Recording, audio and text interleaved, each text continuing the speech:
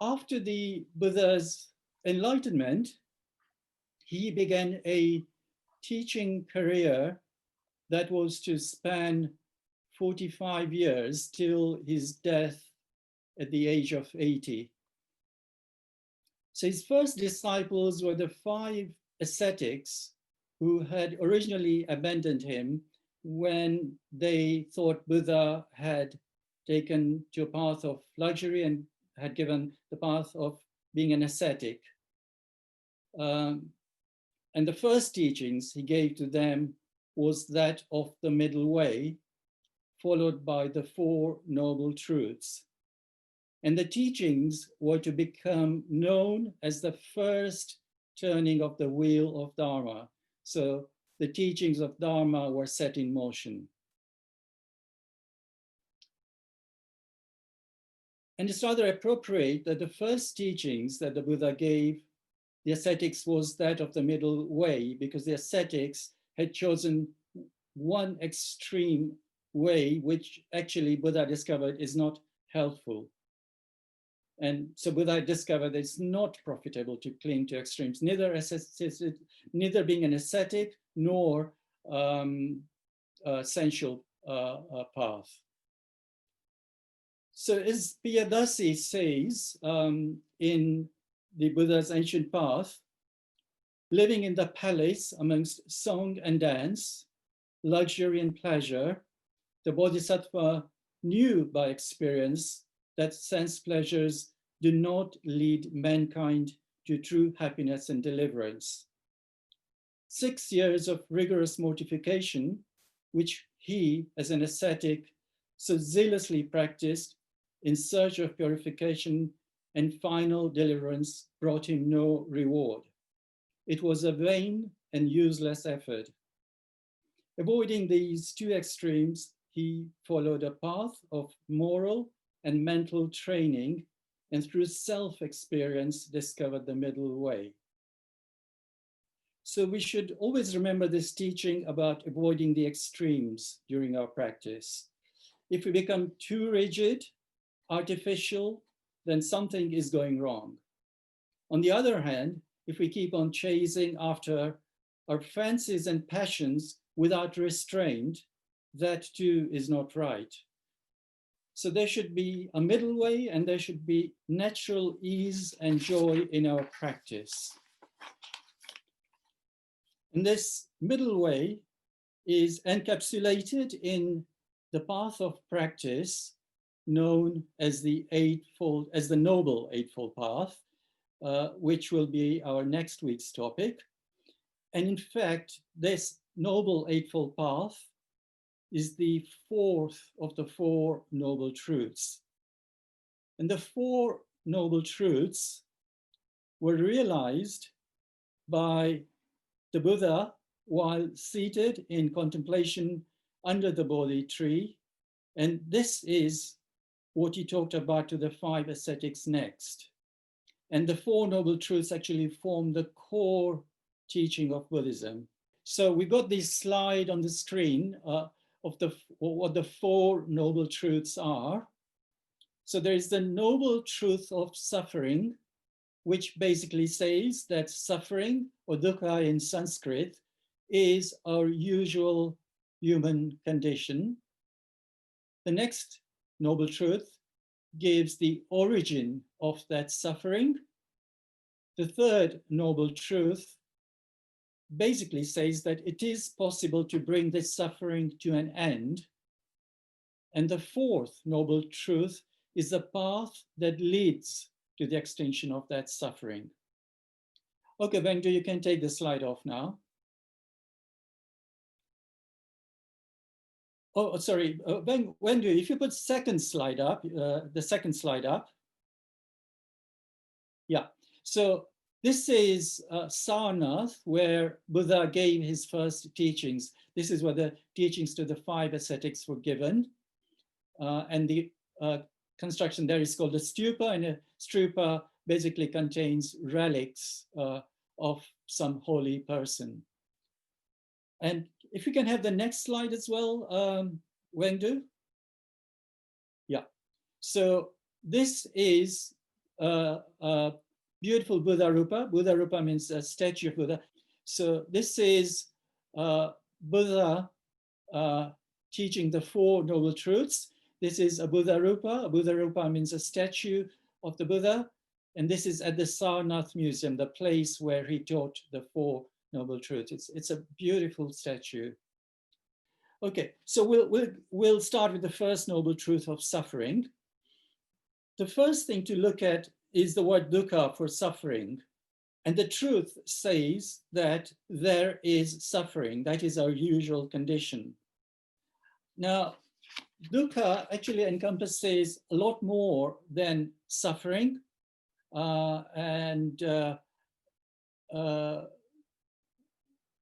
Sometimes it's translated as dissatisfactoriness. That's a good translation for it as well. And when I give the examples of what I mean by suffering, you'll see what it means. The truth says that our existence is basically at its core dissatisfactory and is suffering. It is actually describing how we feel quite often. We feel anguish, sense of not being complete, misery, sorrow, fear, unhappiness, worry, anxiety, frustration, and numerous other unpleasant states. So dukkha encompasses all these feelings. They can range from major life events, like losing someone one loves, death, being made redundant, to minor things like minor irritation when the bus does not arrive, or say we are in a queue in a supermarket and there is an elderly person in front of us fumbling with a change and taking forever, and we get irritated and we say to ourselves, doesn't he realize that we have moved on from using cash, and start having those sort of conversations in our head. So that is dukkha as well. So it is minor things like that, irritation, getting impatient, to major life events. Another example, we are now restricted on where we can go, and we may be dreaming of going abroad, and hopefully, we might be able to do so next year. And so we go abroad to a lovely tropical resort, and we go down for breakfast. We have lovely blue waters lapping up on golden sands in front of us, and a beautiful array of food is laid in front of us, and we could have anything we want, and so everything is idyllic, and then we are served tea that is a little bit weak, a little bit tepid, not how we usually like it. Back home we have strong English breakfast tea, a nice steaming hot cup, and that's not how that tea is. And so in the middle of all that idyllic setting, there's something that just we don't like. That is suffering, actually. Incidentally, Lavinia has put up a message, which I should have said in the beginning. If you have any questions, you will be able to ask at the end. Either you can ask in person or you can put it on chat, and Lavinia will read it out. So another example is, we may call a call center, and wherever we call a call center now, we are warned that it'll take a very, very long time now to answer the call because of the COVID. So we wait half an hour, and eventually the call is answered. And so we explain our problem to the person who's answered the call. And the person who's answered the call just does not seem to understand our problem and is just giving us standard pat answers without using a bit of intelligence as to what we're telling them.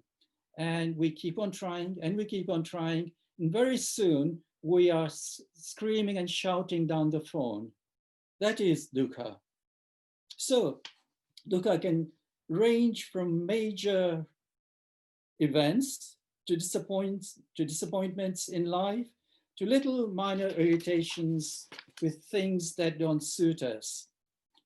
And the mechanism by which the dukkha acts is actually the same, whether it is minor things or if it's major things.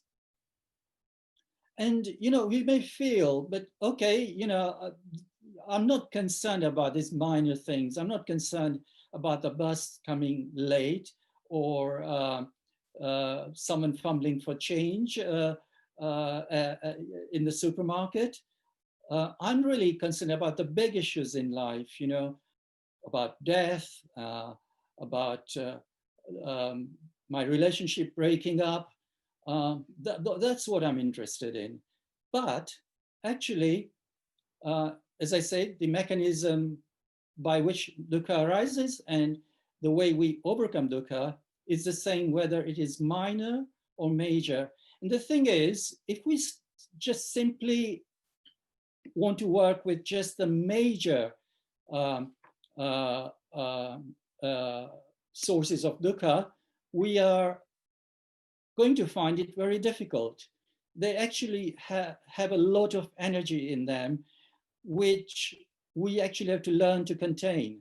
And the way to learn to contain that energy is through the minor irritations. That's how we start working with these fires. We talked about the 3 fires. This dukkha is actually a fire. And this is how we start working with these fires, by working with minor things to start with. And that then gives us strength and insight as to what's going on. And then that gives us strength to deal with something slightly bigger. And that's how we derive strength. And that's how we would be able to deal with some major life events, including life and death. So when we look at it this way, who amongst us can say that, no, Buddha was not right? I've never felt any suffering. And indeed, chances are that even in the course of this day, when we've been gloriously happy, there would have been moments which are not to our liking. And the first noble truth simply says that this is a basic fact of ignorance. Basic fact of existence. And, in the last talks, we've said that practice is a necessary part of Buddhism. When one practices, one brings to consciousness the suffering which we might otherwise cover over and not notice. Especially, the minor things can just wash over us and we may have not noticed them. And just because we've covered over them and not noticed them does not mean that they will go away. And even in unconsciousness, they can simmer away and build. So we need to bring dukkha that is there into consciousness so that we can actually acknowledge the dukkha and to work with it. And this is the first step in transforming dukkha. So, for example, someone we live with keeps on forgetting to put the milk back in the fridge after using it. And, we've told them 10 times and we go into the kitchen and we find the milk sitting on the kitchen counter. And anger arises in us. So at that moment, we notice that anger and we said to ourselves, there is anger. We actually notice it.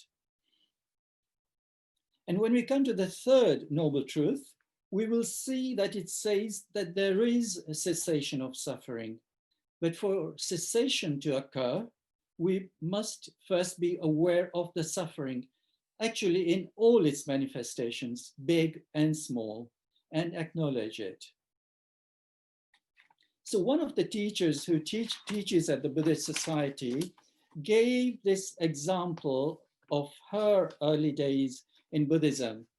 So she was saying to herself, surely, I'm a very reasonable, even-minded person. I do not get irritated, annoyed, or impatient. So she decided to do an experiment, and this is in her early days of Buddhism. So she took a handful of paper clips and put them in her right pocket. And during the course of the day, when she noticed a reaction of no, not now, oh, I don't want to answer the phone, oh, hurry up. When reactions like that came up, she would transfer a paper clip from her right pocket to her left pocket. And before the day was over, she had run out of paper clips in her right pocket. So that is the nature of suffering. That is what is happening to us every day. So in Buddha's words, Buddha asked, what then, monks, is the noble truth of suffering? Birth is suffering, decay is suffering, sickness is suffering, death is suffering. To be in situations one does not like is suffering. The separation from what one likes is suffering. Not to get what one wants is suffering. So that is suffering. So now we'll go on to the second noble truth, the origin of suffering. So it is natural to ask, what lies at the bottom of this unsatisfactoriness? Why do we suffer? And this is what the second noble truth looks at. In a word, what underlies it is craving. Our underlying craving for what is pleasant and to avoiding what is unpleasant lies at the bottom of our suffering. So again, in the words of Buddha, what then, monks, is the noble truth of the origin of suffering? It is craving that gives rise to rebirth, together with the pleasure and greed that seeks delight here and there, the craving for sensual pleasure, the craving for further existence, the craving for non-existence. So that is, in Buddha's word, what is the source of suffering. So when we experience something pleasant, we want it to continue. We will rearrange the world, the circumstances, so that we can have more of it.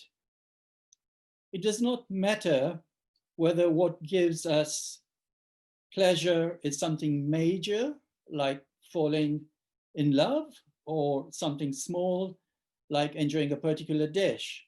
The underlying mechanism of wanting it to continue is the same. I'll give a personal example, and it's actually always very useful to look at personal examples, because when you look at personal examples, you start looking at what is going on inside you. Superficially, we may be leading an ordinary daily life, but underneath that, there is a flood of ideas, pictures, unraveling, us picking and choosing. And by looking at what's happening to us, we understand all these processes that are going on. So just to give an example of how we want to latch on to things and how we want to wanted to continue. So when in my younger days, there was a group of friends, about 15 of us. We used to meet regularly, and do various things together, usually more than once a week. And eventually, people got married, their lives changed, they had children. And, recently, we hadn't met for some people for quite a few years, in fact. And one person in the group decided that we'll have a reunion. So we had the reunion, and I really enjoyed meeting everyone. I enjoyed chatting to everyone. And when I went home, I was just thinking to myself that, yes, it'll be nice to make this a regular occurrence. And so, I started thinking that, yes, I can have it at my place. And, before long, I was thinking of, what the menu will be. And I was, painting a whole picture of the next reunion. So this is how we grasp at pleasant experience, and then we build pictures around it and how we want them to continue. And, chances are, when we do that, we're holding out for disappointment. There may be people there who are not interested in another reunion, and they might decline. Things might go wrong, when we meet the next time, in, one of many ways that things can go wrong. And I'll be left very disappointed. So that's how we cling to things, how we want things to continue, and how we can actually be disappointed. So Buddhism actually gets us to examine our inner world that we are carrying in our heads. We built a picture of what that world is, how one thing can lead to another, how we can manipulate things and circumstances to bring about pleasant experiences and avoiding unpleasant ones. And when we look, and we really look, and this is what the practice and the meditation is enabling us to do, we are constantly in this flood of manipulating circumstances, constantly picking and choosing. And actually, there would be no problem with picking and choosing, with looking for the pleasant and avoiding the unpleasant. And actually, if you think about it, it's quite natural to want something that is pleasant and not to want something that's unpleasant. But there is one big problem with it. And the problem is the picture we have of the world is actually flawed. We have a flawed view of reality. And this flaw in Buddhism is referred to as avidya or ignorance.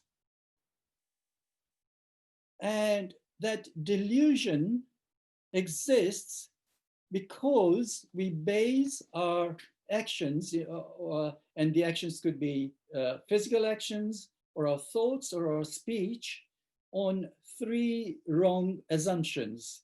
And the assumptions that we build our world around, all these pictures that we have in our head, are built around these three wrong assumptions: that there is permanence in things and events, that satisfaction can be derived from things and events, and that there is a self or an I that needs to enjoy these things and events. And when we base our actions on wrong assumptions, it is hardly surprising that the results turn out to be different from what we expect, and hence the suffering. And we've actually looked at these three wrong assumptions in the teaching of the three signs of being last week. And that teaching says that everything is impermanent, and it's impermanent from moment to moment. we cannot say that something exists in its own right, so it does not have a self-identity. And because everything is impermanent, it will go away from us, and therefore it will give us suffering. So it has a mark of suffering. So the three signs of being are that of impermanence, that of the mark of suffering, and that of it having no self-identity itself. And we covered that teaching last time.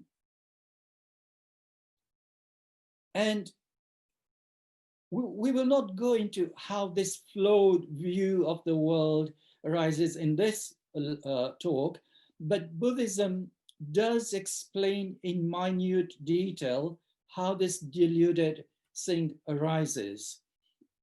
And the prime doctrine where this is explained is that of praticca samuppada, translated as dependent arising, and also the doctrine of karma. And these are the topics we will be covering in the fifth talk of the course.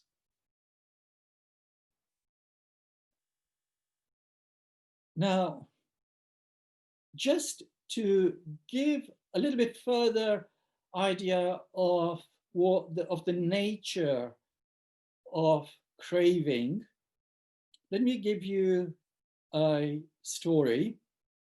And this story was given to me by my teacher, who's now passed away, Venerable Mio Kioni. And she gives this story from her early days of training in Buddhism.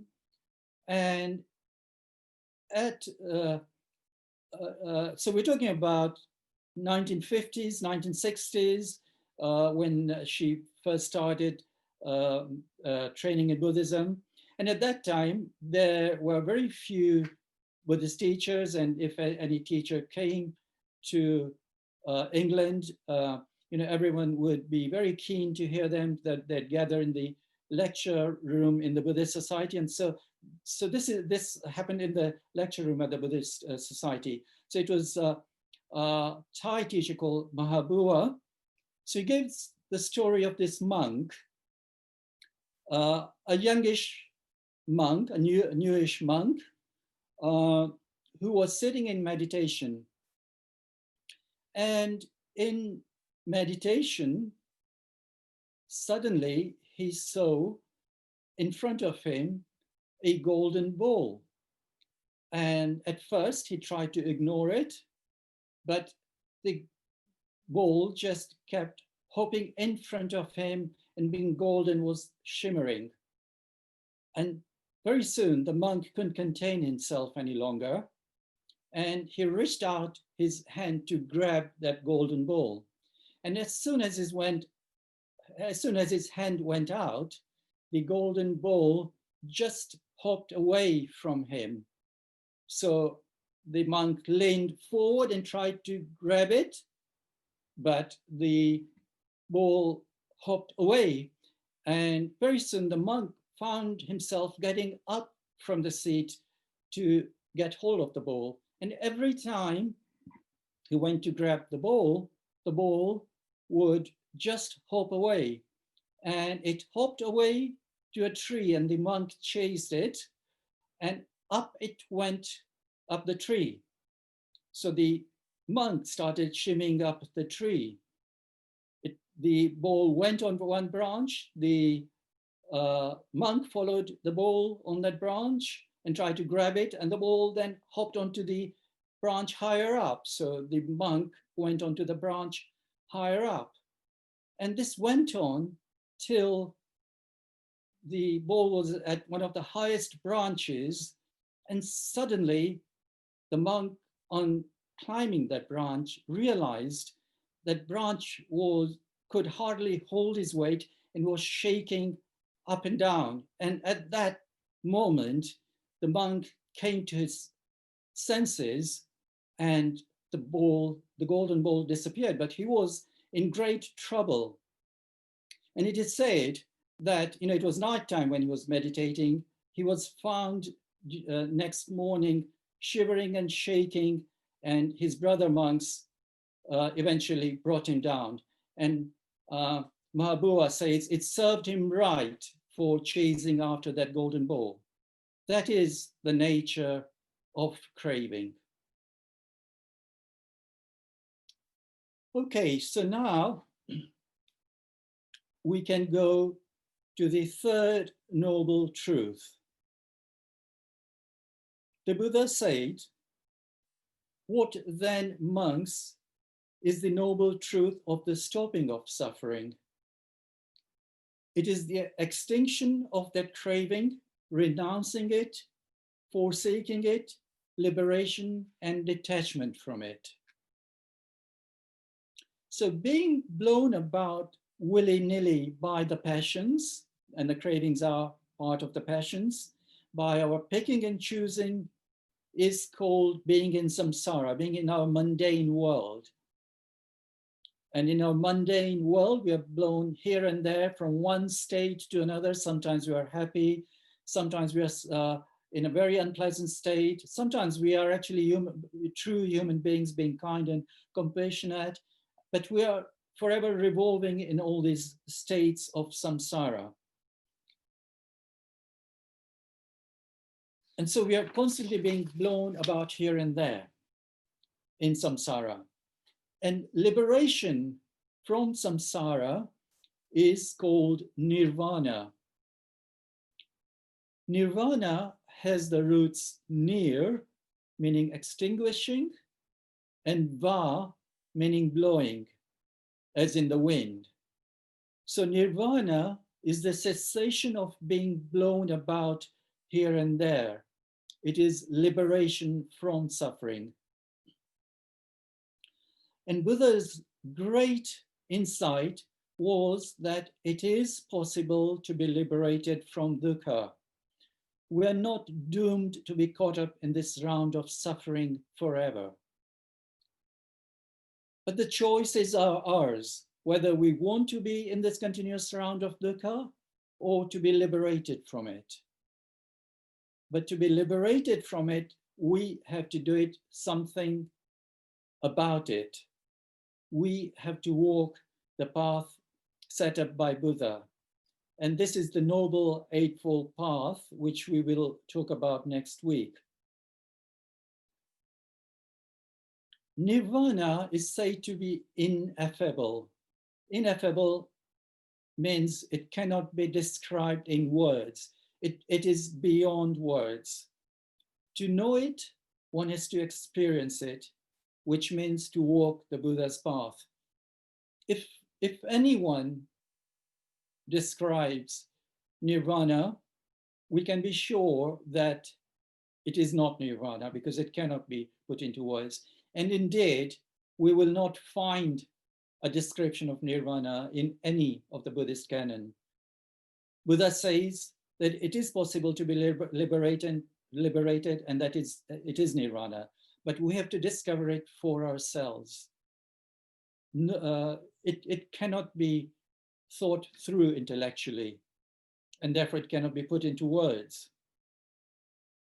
It is to open up a new seeing, but our normal way of seeing is so ingrained in us that the path is actually long and it needs a real and constant effort to walk it. So if we really want to be liberated from suffering, we have to be prepared to walk this path for a very, very long time.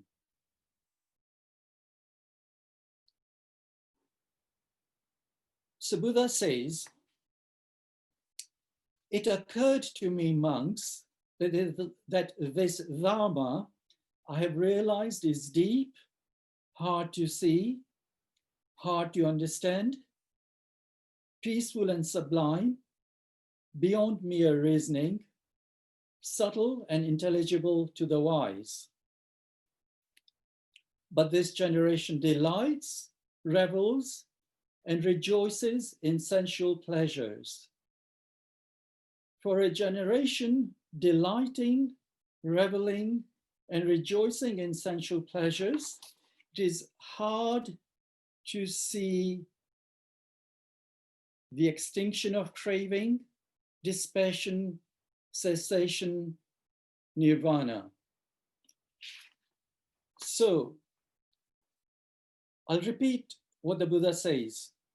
For a generation, delighting, reveling, and rejoicing in sensual pleasures, it is hard to see the extinction of craving, dispassion, cessation, nirvana.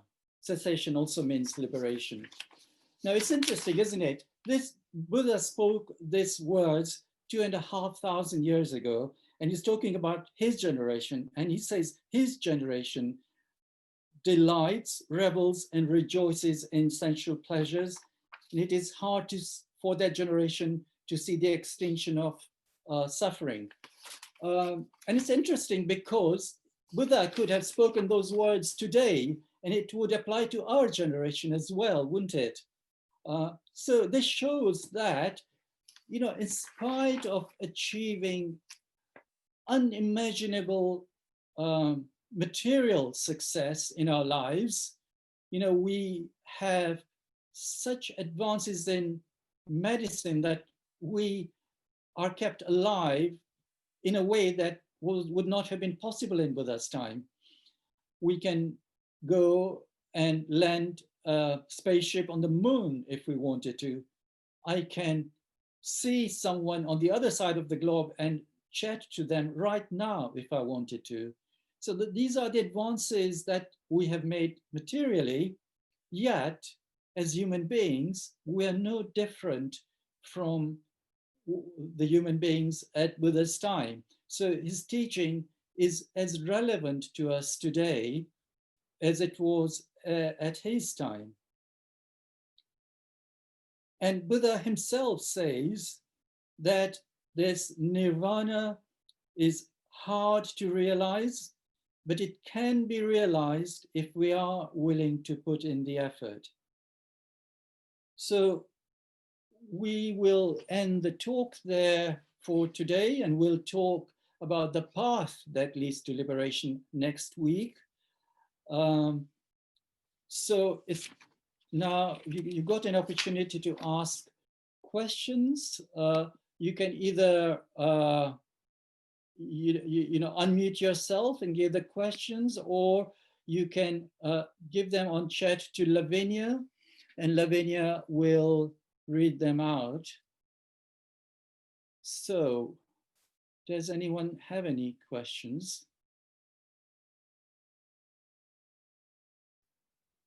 So I have a question here. Yeah. From Shami. Yeah.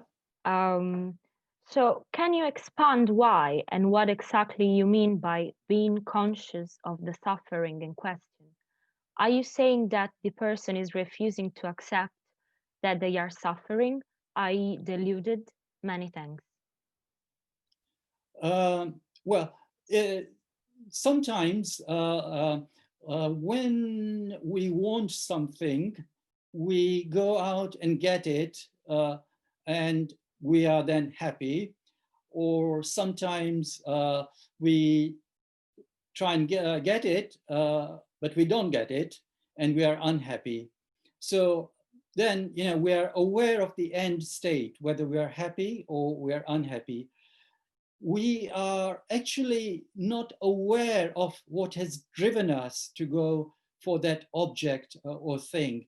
So, there is some sort of craving that's inside us. It's one of the fires we talked about, which is inside us, that's arising in us. And quite often it's unconscious. We're not aware that it is there. And so Buddhism is to make that unconscious fire, that unconscious energy, to bring it into consciousness, to be aware of that it is there. It is there whether we are aware of it or not, but to work with it, we have to bring it into conscious awareness. So that's what I'm getting at. Shami, does that answer the question? Sorry, you're on mute. Sorry, do you want to unmute yourself first? Yes, no, it does. It does, as always. You're very good. Do you mean subconscious rather than unconscious? Yes, yeah, subconscious, meaning that it is within our consciousness somewhere. Yes, Yeah, not it is, unconscious. but Not we're not unconscious. aware of it. So in that sense, you can say it's subconscious. Yes, yes. Thank you, Rohit. Yeah. I'll unmute. Okay. Okay, so we have another question here from Courtney. Do you think Buddhist teachings are relevant for somebody with a diagnosed mental health issue, like borderline personality disorder or bipolar? Do you think enlightenment is achievable with these types of conditions? Okay. I can't answer that question fully. It's not something I've got an experience with. One thing I would say is, even if someone, with those sort of difficulties embarks on Buddhist practice, they must not give up the medical side of how they're looking after themselves. It's very important not to give that up, and for the two to Buddhist practice and looking after yourself in medical setting or health setting to continue alongside. I mean, I personally don't have experience of helping someone with it, but I can say that within our group, we do have someone who is bipolar, and he's done extremely well, and he has really learned to help himself really well. But he does take his medications, etc. Perhaps if you send the question to Odin and request him to see if Desmond would answer it for you. Thank you, Rohit. So I can see that Elena is raising her hand, so you can unmute yourself if you want. Thank you. Hi. Thank Hi. you. I'm Elena. I wanted to ask you something. I don't know, maybe this is another question that you may or may not answer, but so I a member of a fellowship, an anonymous fellowship, one of the 12-step programs, which is recovery from drugs and alcohol. And a lot of the 12 steps programs is actually, I'm listening to what you're saying, is very much very similar, kind of using different language, but very, very similar principles. I'm guessing probably based on Buddhism. I'm recognizing a lot of these things. So I'm finding I am, as part of that, practicing something that to me sounds not dissimilar. The recognition of suffering, for example, whenever something happens during the day, like let's say I'm irritated with someone in the queue, for example, I'm asked to look at my part in it, which is kind of the recognition. Actually, it's because I'm being impatient. It's what you said, the actual cravings for pleasure. Obviously in the 12 step it's specifically to do with drugs and alcohol, but it's anything, and it's noting down where it comes from, which is always ourselves, which is in that internal condition of wanting, my part in it is I am impatient because I'm being selfish, I'm being inconsiderate. It's that kind of thing. So I don't know, if you kind of aware of that overlap, or how do you have people coming in from sort of that kind of background experience, and how easily those two kind of program overlaps with Buddhism? And is there anything else that you would suggest to add to my recovery program that would be helpful to transfer to get more understanding of Buddhism in that? If that makes sense. Again, I don't have experience of working with people in that situation, so my answer would not really, be complete. I'd say that again, it's important, even if you're following Buddhism, to continue with the 12 steps and to have fellow people, who are in same situation. So that's very important. and also, you're working with a craving that has a lot of energy in it. And therefore, it is going to take time. And this is where being with the group might actually help more than just simply relying on Buddhist practice. It's because it's got a lot of energy in it.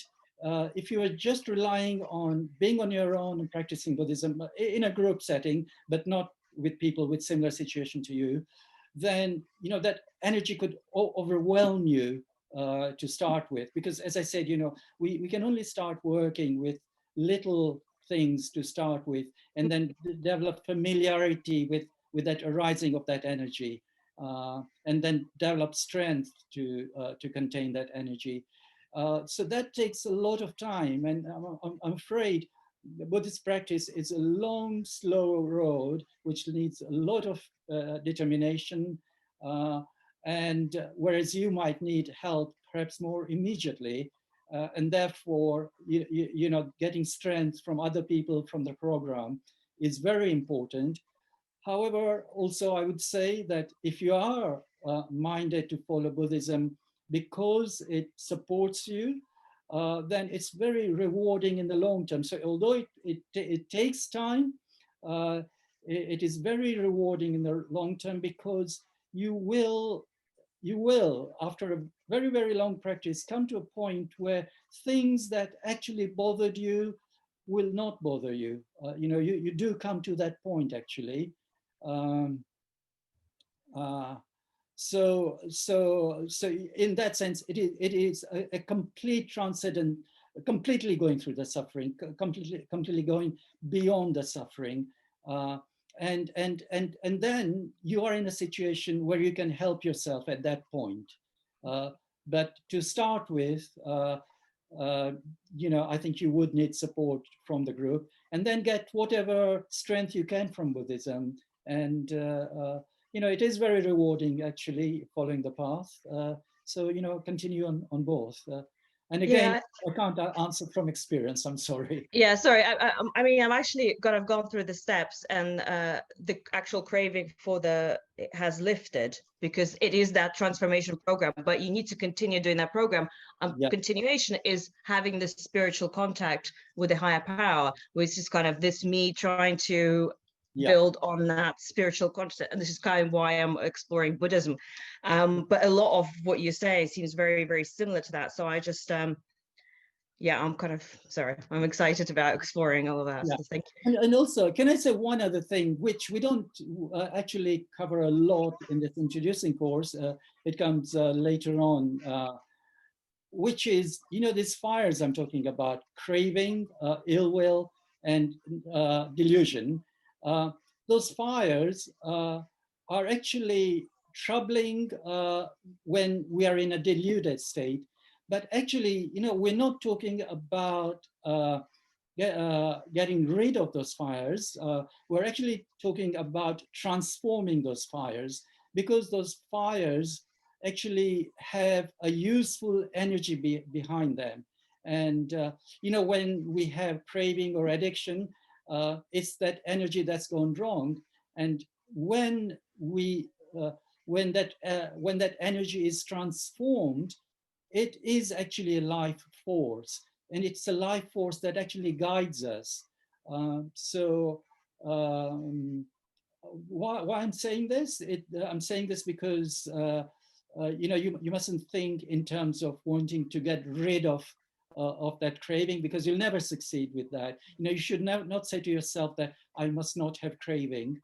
What you are learning to do is to contain that craving, and to build that strength, that even if it's a major thing like addiction, you can still contain it. And well done for reaching that stage. I'd say to people who are working with fires, if there's a failure, don't blame yourself. It is natural to fail, because we have acquired this habits or karma over a long period. and it won't just go away at one fell swoop. So even if we are successful once, even if we are successful 2 or 3 times, doesn't mean that we are successful forever. So again, and I think you probably know from your program that you have to carry on with it. Yeah. Okay. Yeah. Exactly. Thank you so much. That's Okay. really helpful. All right. Yeah. Okay, Lavinia, is there any more? Yes, there are quite a few questions here. The next one is from Chloe. How does the golden bowl, sorry, Well, represent the nature of craving when the bowl can be attained? As of course, we can attain many of the things we crave. yeah. Right. So remember, I said that suffering is also for things that we have managed to attain, that we crave for, that we've attained, that then go away from us. And one thing we can be guaranteed is that whatever we have managed to get, we are going to have to let go of it at some point. This is the teaching of Buddha. Buddha says that everything is impermanent.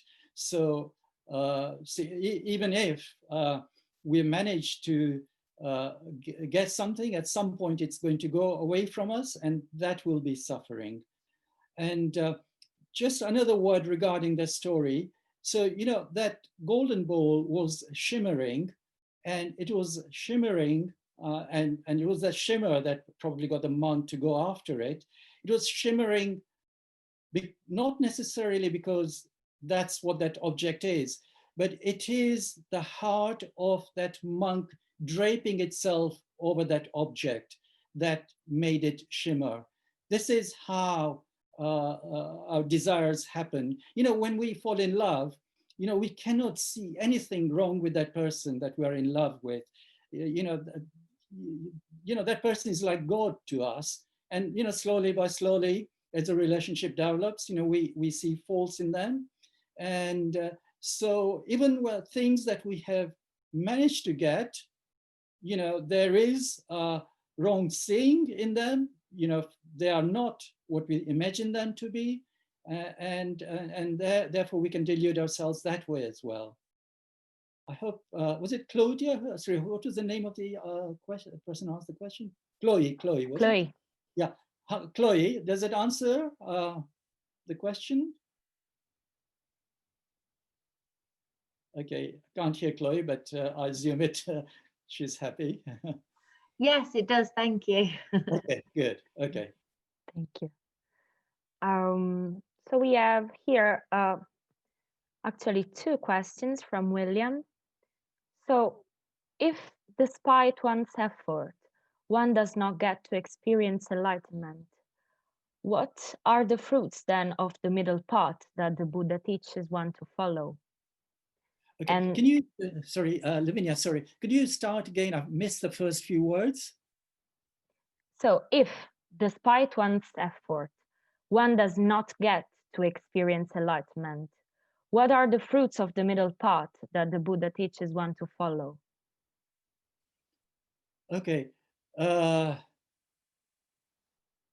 Okay, so what I would say regarding that, I mean, you're right.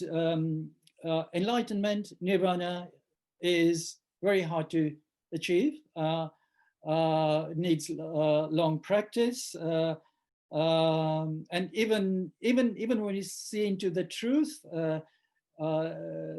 we can still be ridden by karma. Karma is what gets us, what creates suffering actually, and we'll talk about it. So even once we've seen into the truth, we can still be driven by karma. So there's still not complete enlightenment. So I mean, you're right in thinking that it could be very difficult. But what I would say is that the fruit of practice, or the prize from the practice, that is reasonably easily achievable, is that we can have this energy of something not being completely right, something not to our liking, something major perhaps even going wrong with us. And it's possible to know that it's there and yet to carry on with our lives and not to be driven into misery by that thing that's there.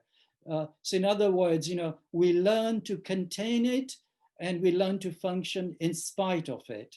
And that is quite possible, quite easily possible with the practice, actually. So I'd say that is a fruit that's fairly easily available. And then there was a corollary to this question, which is, will effort bring enlightenment necessarily? What kind of effort is required? Yeah, effort is actually, it's a very good question, because effort is one of the factors of the Noble Eightfold Path. It is one of the 8 factors. And so, we're talking about the Southern School, Theravada school, and then on the 6th lesson, we'll go on to Mahayana school, where the practice is that of paramitas, which we'll talk about, and there are 6 of them. And one of the paramita is indeed virya, which is energy. So this effort is required.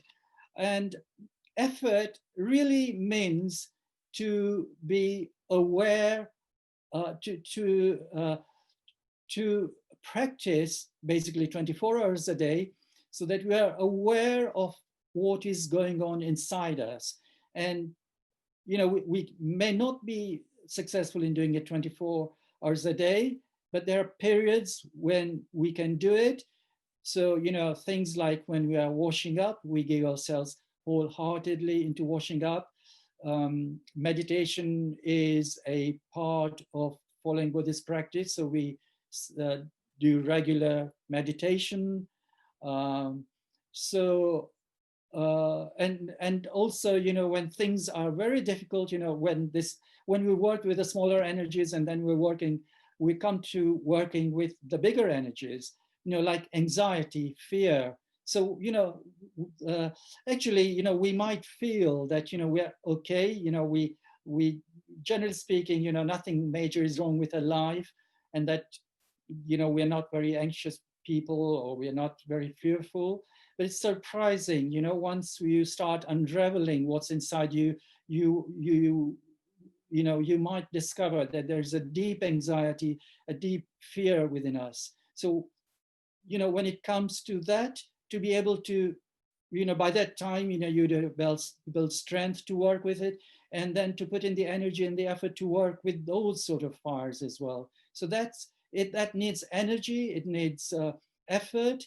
And an example I can give in how we develop that strength through effort is, say if there's a bodybuilder and he has learned to lift 50 kilograms, and try as he may, he just feels he can't exceed 50 kilograms, and he just at that point gives up. But let's assume he's got a really good coach, and the coach makes him say, just put half a kilo on that, or even 500 grams on it, and see what happens. So he tries it, and maybe he doesn't succeed at first, but the coach encourages him, and he keeps on trying, and he keeps on trying. Eventually, he actually does manage to lift that. And then he keeps on doing that, and then 50 kilograms plus 500 grams becomes his norm. And then he can try 51 kilograms, and then that becomes the norm. And that's how we keep on putting the effort into it. I hope that answers the question. Thank you very much, Rohit. It does. Thank you. Great. Thank you, Rohit. So Olivia raised her hand. Are you here? Do you want to unmute yourself? Yeah, that's fine. Can you hear me okay? Thank you. Yes. Great. Thanks very much for the talk. I had a quick question area which still confuses me. So when we speak about sort of dukkha, and it almost feels like the act of or the practice of Buddhism encourages you to almost take responsibility for your thoughts and your experience of the outside world. And it feels like you're very much sort of putting the self in the driving seat of your emotions and your experiences. I'm just a little bit confused how that then squares with this idea of anatta. So the fact there is no self-identity, because it sounds like very much a self-reflective religion, but then on the other hand, there is no idea of self. I'm a little bit confused by that concept. Yeah. Okay. First of all, let me correct one thing. You talked about driving away emotions. I don't know if those were the exact words you used, but I got the impression you were saying that you drive them away. That's not what you do. As I said in an earlier answer, it's transformation of those energies. You will not succeed in driving them away, and that's not what we should be doing in Buddhism. Last week, I talked about the way we work with it is we become aware of those fires, those emotions, those passions, but then contain them. What we don't do is reject them or drive them away, because if that's what we do, they will just keep on building energy unknown to us in the background, and one day it'll explode. So that's not a skillful thing that to do in Buddhism. So we don't drive them away. We come face to face with it and we make friends with it. And in that process, we transform it. Okay, so your question is, how does, having no I relate to our suffering going away? Basically, when we really look, there is no such thing as I, because, we talked about 5 skandhas. We can analyze ourselves into mental and physical components. And those mental and physical components are forever flowing. There is nothing that we can point to and grab hold of and say, this is I. And in fact, in neurology, it's been shown that there is nothing going on in the underlying neurological processes that is the controller that we believe I to be. And another example is, if we look at a stream, we can name it as a stream, but then if we try and get hold of a stream, we grab a bit of water that's flowing past, that's not really the stream. The stream is ever flowing, there's no part of it that we can point to and say that this is a stream, because it's ever changing, the waters are ever flowing. So stream is just a convenient way of describing that flow of water, and that is what I is. But what we see I as is actually a bundle of our ideas of how the world is, how we can manipulate things to achieve what we want.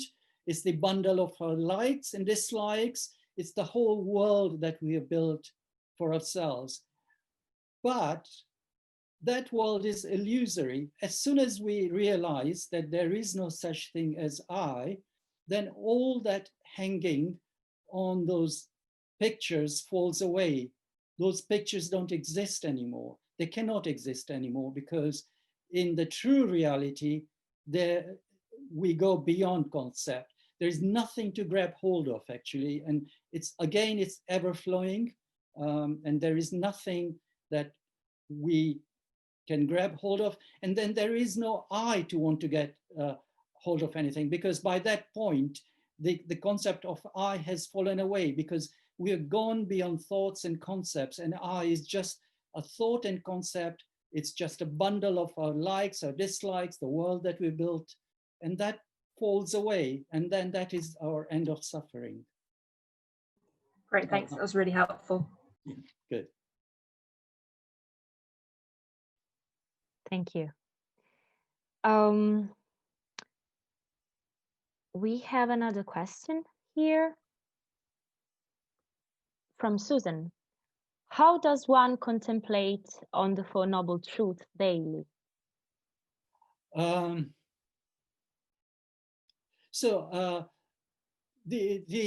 Actually, you don't necessarily contemplate on the Four Noble Truths. What you do is you follow the path of practice, which is the Noble Eightfold Path, which is what we'll be talking about. And what you do within that Noble Eightfold Path, there are various factors, and one of the crowning factors is wisdom. And through following that path, your wisdom opens up, and our ignorance, what I call avidya, or basic ignorance, falls away. And through that opening up of that wisdom, the Four Noble Truths open up themselves. So we understand what those Four Noble Truths are. So in brief, really, it's by following the Noble Eightfold Path that we come to terms with the Four Noble Truths. Okay, Thank you. Shall I proceed with the next question? Yeah, please. Let me know how many more. Okay, yeah. Okay, so we have another from Susan, actually.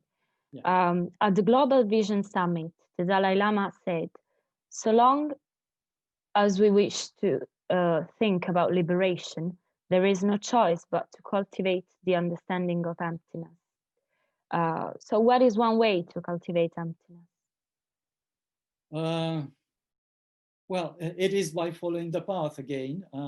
And it is a long path that needs a lot of determination. It needs a lot of effort, as we've talked about.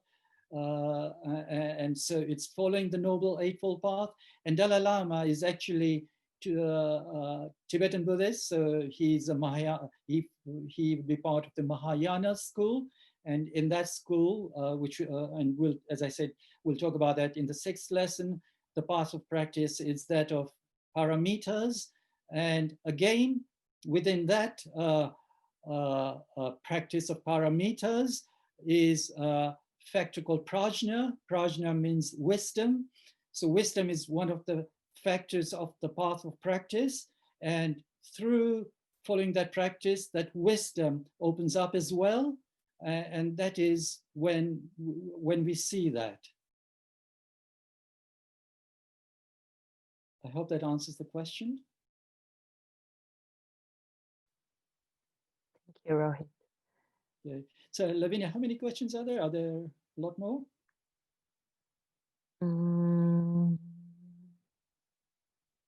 Around 4. Oh, okay, fine. Okay, carry on. Okay.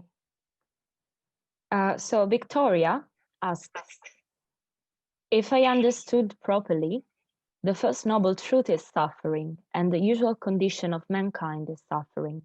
We float up and down between sadness and happiness, and perhaps we are 50 sad and happy in a normal day. Why then do you think that the Buddha focuses on suffering as being the usual condition rather than happiness? Okay, so there's 2 reasons. One is, when we're happy, we do not really need an antidote for that. We're happy to be in that situation, and therefore Buddha doesn't need to talk about that. Buddha really needs to talk about when whatever we have goes away from us and causes us suffering. So that's one part of the answer. And the second part of the answer is that we can not forever be in a state of happiness. Happiness will change to suffering. Things that we love will go away from us. Things that we want to hold on to will go away from us. So even things that cause us happiness are suffering in themselves as well. And therefore, Buddha talks about suffering.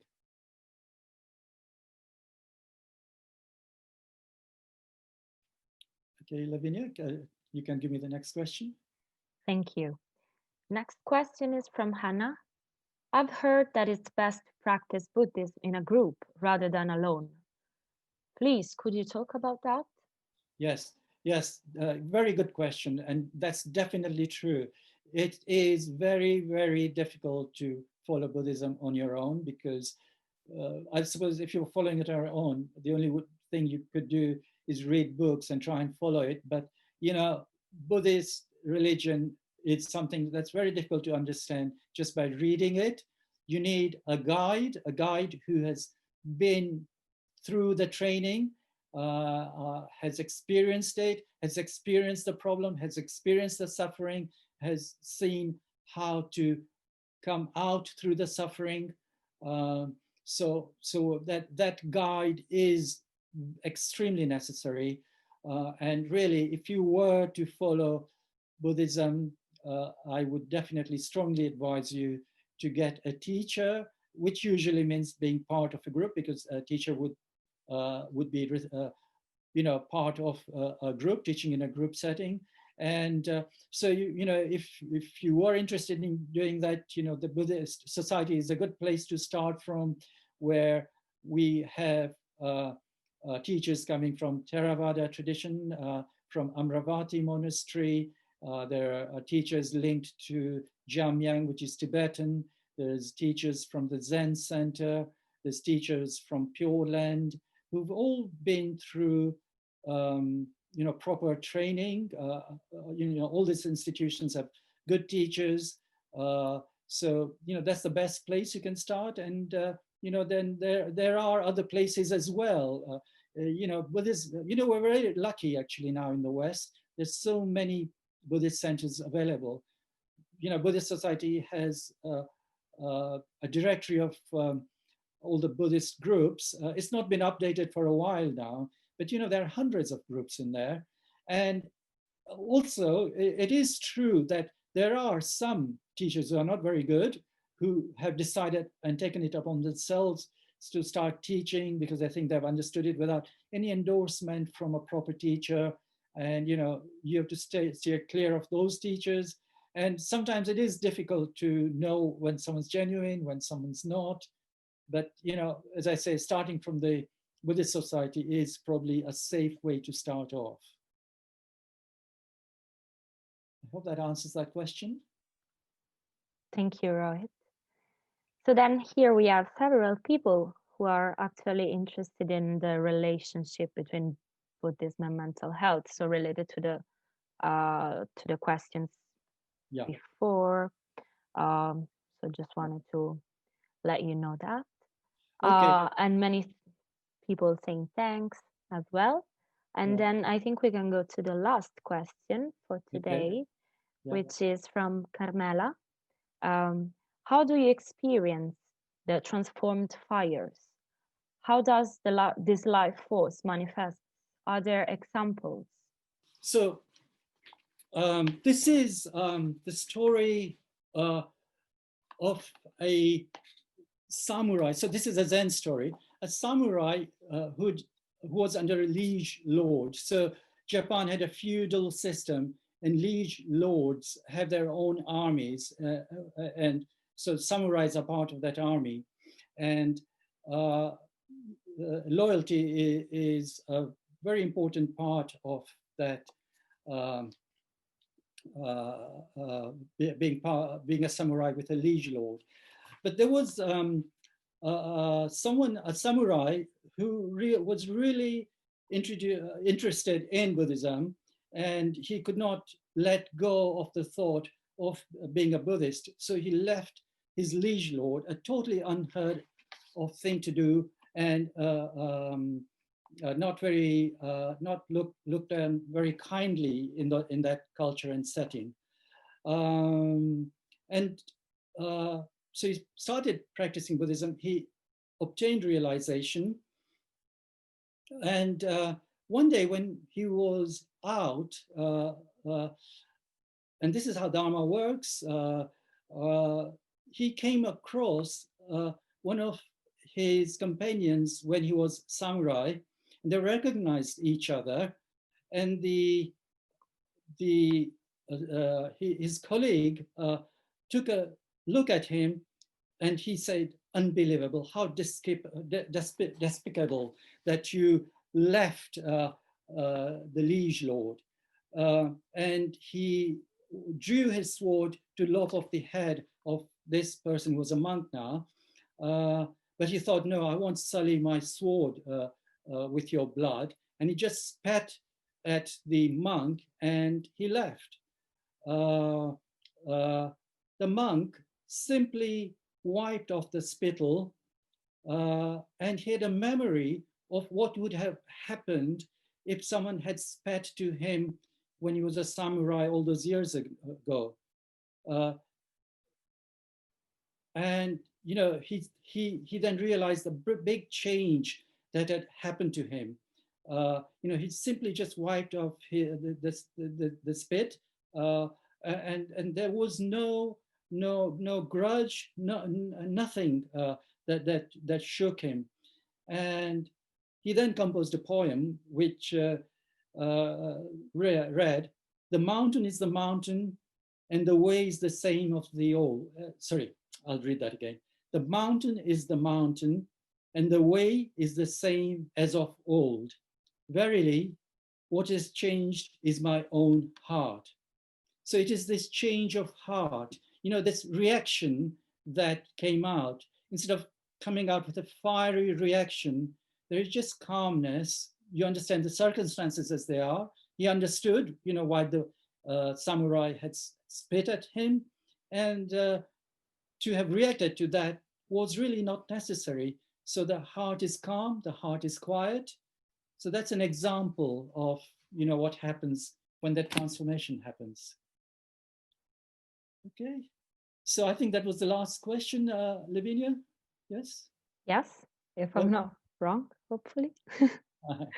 Okay, sorry, I'll just look at chat if there's myself, if there's anything. Okay, great, there's nothing else.